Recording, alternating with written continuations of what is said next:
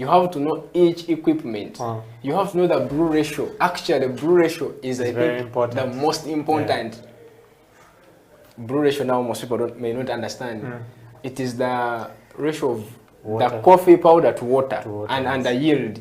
Water in this article will bring us into the yield. If I put 10 grams of coffee into my portafilter, how much of it am I exactly? So if you don't master the brew ratio, oh, everything is going to turn out a mess. You understand? Even if you know that knowledge and you don't master the brew ratio.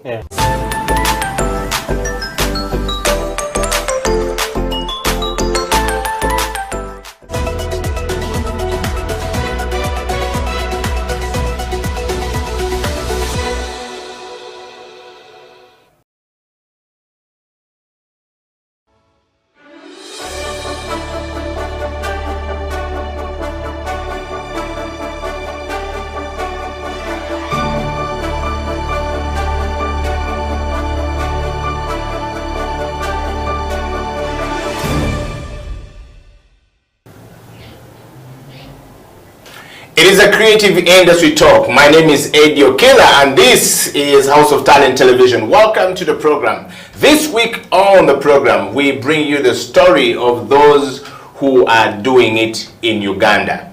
And of course, we are always talking about local content development by Uganda, build Uganda. Do we really understand what this means? Do we know what local content development means? Everyone is talking about it. And today on the program, we decided to focus mainly on the woodwork in Uganda. You know, the creative industry talk is talking about, you know, furniture building in Uganda. Do you buy Ugandan furniture? Do you have a Ugandan furniture in your building? Or are you all the way flying to China and to all these other places to have furniture from there?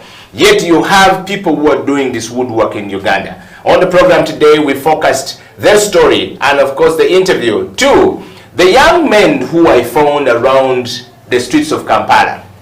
One day I was driving and I was looking for Ugandan furniture, and so I used to drive on the same road over and over, and I see this place and there's a couple of young people just doing their stuff, you know, crazy ideas and, you know, things put around the place, and I decided to give them a visit.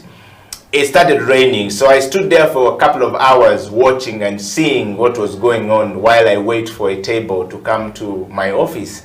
And indeed, they made a table. So what I was looking for was, do they really understand what they're doing?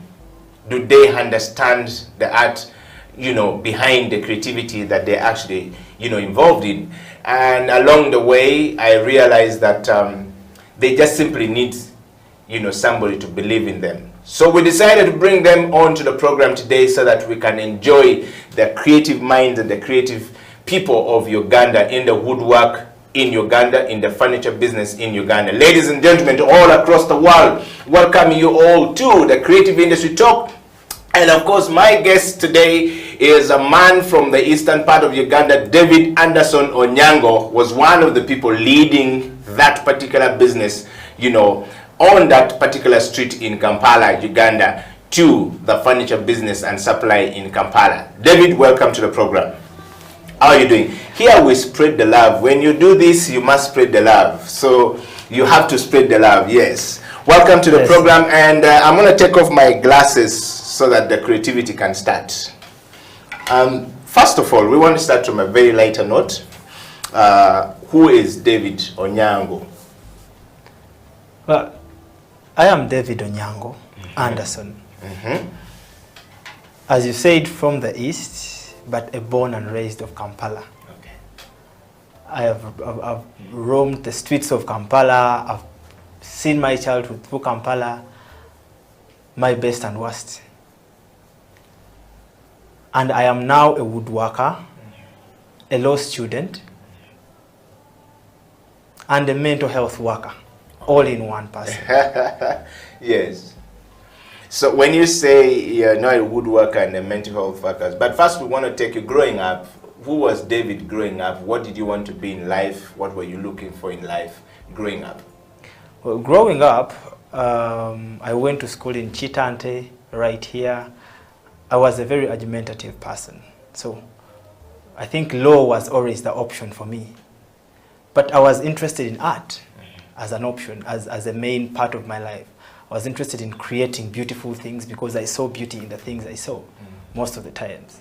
So I think that explains my choices in both law, which is something I'm passionate about, and woodworking, which gives me the chance to create art physically and see it. Okay. So we want to just, get straight to this interview and just try to sort of like know you from a certain, angle and with a certain lens. When you were growing up, did you ever make those wired cars, things we used to use when we were learning how to drive, making those things, were you that creative when you were growing up? I was, actually. What is the memorable thing that you think you created when you're growing up that when you look back today, you can say it all started from here? I think it was around 2002. I created my first tipper with actually the ability to tip its content. All in the streets of Mulago, and it had lights, it had the tipping pad. Yes. I refused to sell it off. I would sell a lot of items, but I kept that one for myself because wow. I think it was the beginning of it. Yes. Now, talking of that, did your father or your mother ever see you as a creative person? Well, I grew up with my mother for most of the time, and as you know, life in Kampala, you don't really get time to be with your parents a lot of the times because they're always pulling ends together.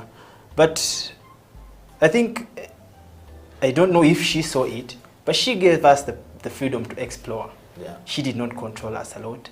Okay. She controlled our behaviors, but she gave us the freedom to do our own things that were within her rating of moral and fine. So we had that chance. We could do this, as you said, small wire cars and sell them off, and she would let us use our money for our things. And I think that pushed us forward to know that, well, if you create something good, then you can get money from it. And I think the greatest motivation is always money at the end of the day. You speak with the word plural, which means us. Who are we? Us referring to who? How many are you in the family, and are you the firstborn or the lastborn?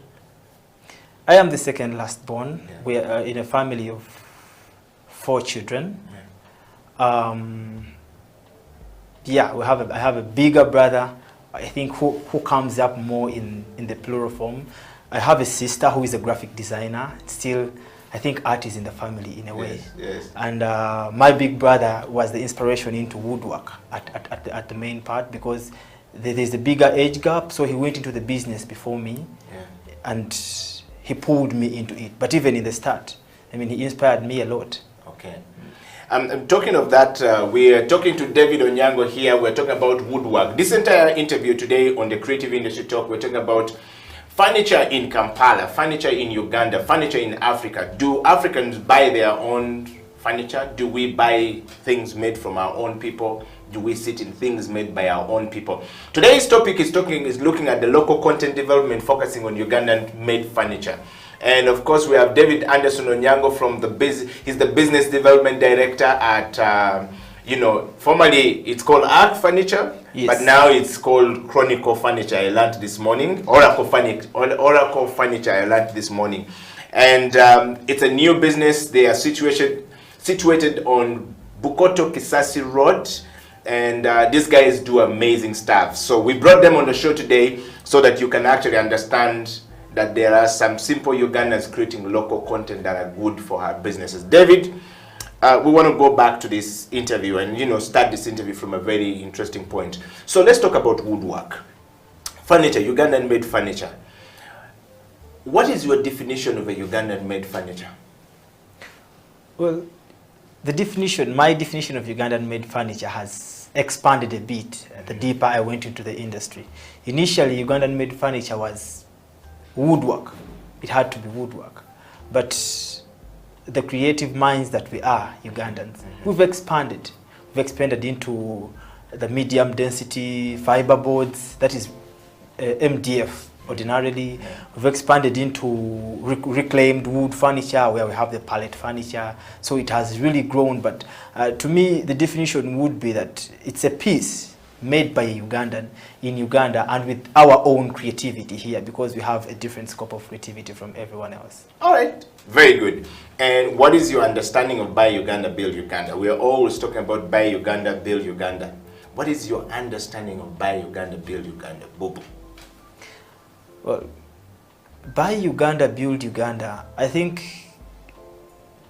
this is what implores us as Ugandans to come back to our to develop and support our own pieces of furniture here, our own items here, made by our creativity and our materials. And it pulls us back to understand that we are going to receive furniture that has been made based on our ability as Ugandans, but feel proud of it because it is made here by our own and from our own materials.